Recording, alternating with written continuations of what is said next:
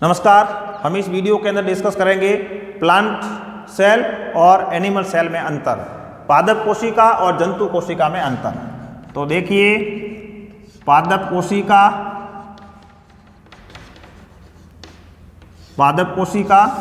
और जंतु कोशिका,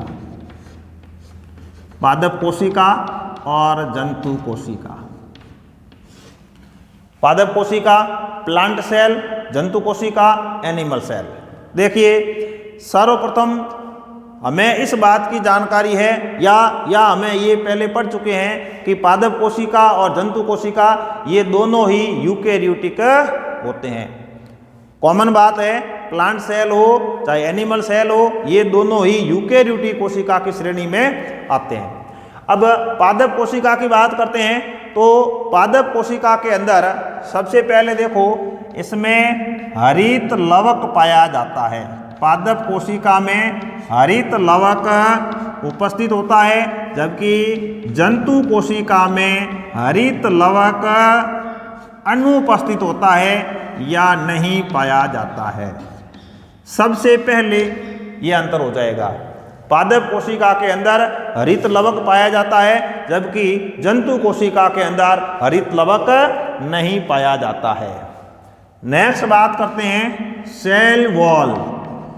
सेल वॉल के बारे में बात करें तो पादप कोशिका के अंदर सेल वॉल उपस्थित होती है या प्रेजेंट होती है, जबकि जंतु कोशिका में यह सेल वॉल एब्सेंट होती है।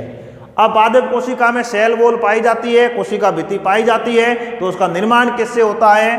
तो उसका जो निर्माण होता है वो किससे होता है? सेलुलोज। किससे होता है? सेलुलोज से होता है। जंतु कोशिका में कोशिका भित्ति नहीं पाई जाती है।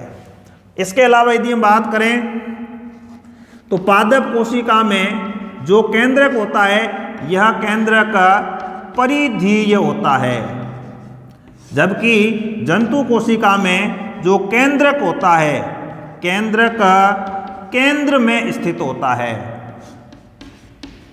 इसको हम कहते हैं, पादप कोशिका में जो केंद्रक होता है वो परिधीय होता है, जबकि जंतु कोशिका में केंद्रक केंद्रीय होता है या केंद्र में पाया जाता है।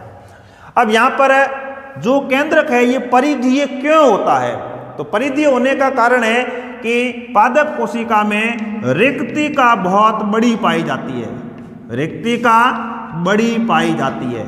रिक्तिका बड़ी होती है, इसलिए जो केंद्रक होता है वो एक किनारे की ओर चला जाता है। मतलब कोशिका के अंदर जो 90% भाग होता है वो उस रिक्तिका का होता है। और जंतु कोशिका की बात करेंगे तो ये या तो अनुपस्थित होती है, नहीं तो यह बहुत ही छोटी होती है, बहुत ही छोटी होती है। इसलिए जंतु कोशिका के अंदर जो केंद्रक होता है वो केंद्र में पाया जाता है या केंद्र में स्थित होता है। पादप कोशिका के अंदर तारक काय, तारक काय का मतलब है सेंट्रोसोम। सेंट्रोसोम है वो कोशिका विभाजन के दौरान तर्कु तंतु का निर्माण करता है। तो पादप कोशिका के अंदर तारक काय अनुपस्थित होता है, जबकि जंतु कोशिका में यह उपस्थित होता है। जंतु कोशिका में तारक काय उपस्थित होता है, पादप कोशिका में यह नहीं पाया जाता है या एब्सेंट होता है, जबकि जंतु कोशिका के अंदर यह तारक काय पाया जाता है। इस तरह से जो पादप कोशिका और जो जंतु कोशिका है, इसमें ये 2-4 हमने अंतर पढ़ने का प्रयास किया है। और यदि हम यहाँ पर देखें तो हरित लवक उपस्थित होता है, इसलिए इस हरित लवक के कारण ही जो पादप कोशिका होती है या पौधे जो होते हैं वो प्रकाश संश्लेषण की क्रिया के द्वारा अपना भोजन स्वयं बनाते हैं, इसलिए ये स्वपोषी होते हैं। अब यहाँ पर प्रकाश संश्लेषण की क्रिया नहीं होती है, हरित लवक नहीं पाया जाता है, इसलिए ये है वो विषम पोषी होते हैं या परपोषी होते हैं। तो देखिए, पादप कोशिका और जंतु कोशिका के अंदर यदि हम बात करें समानता की कि इसमें क्या समानता है, तो सबसे पहली समानता क्या होगी? पादप कोशिका और जंतु कोशिका ये दोनों जो कोशिकाएं हैं दोनों ही यूकेरियोटिक प्रकार की होती है, यूकेरियोट्स होती है।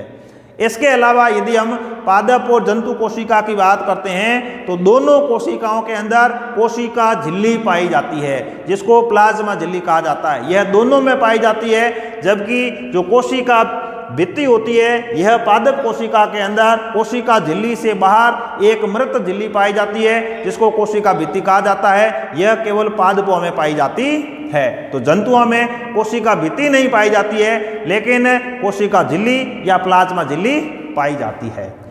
और इसके बारे में बात हो चुकी। परीक्षा में सवाल ऐसे पूछा जा सकता है, पादप कोशिका में केंद्रक परिधीय क्यों होता है? तो उसका रीजन क्या होगा? पादप कोशिकाओं के अंदर बड़ी बड़ी रिक्तिकाएं पाई जाती है, बड़ी रिक्तिका पाई जाती है, वैक्यूल पाई जाती है, रसधानी पाई जाती है। इस वजह से केंद्रक केंद्र में नहीं होकर परिधि की ओर खिसक जाता है। तो उसका रीजन क्या है? रिक्तिका। तो जंतुओं में क्या होगा?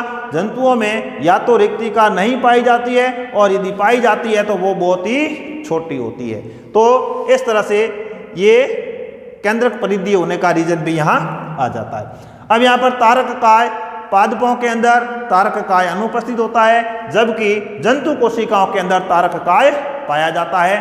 तारक काय जो है, तारक काय के अंदर तारक काय को हम सेंट्रोमियर भी कहते हैं, सेंट्रोसोम भी कहते हैं, और इसका कार्य है कोशिका विभाजन के दौरान तर्कु तंतुओं का निर्माण करना। तो इस तरह से हमने इस वीडियो के अंदर, इस क्लास के अंदर पादप कोशिका और जंतु कोशिका इन दोनों में क्या अंतर है वो पढ़ने का प्रयास किया है। तो इस प्रकार आज की वीडियो बस इतना ही। मिलते हैं नेक्स्ट वीडियो में नए बिंदु के साथ। तब तक के लिए धन्यवाद। जय हिंद, जय भारत, जय संविधान।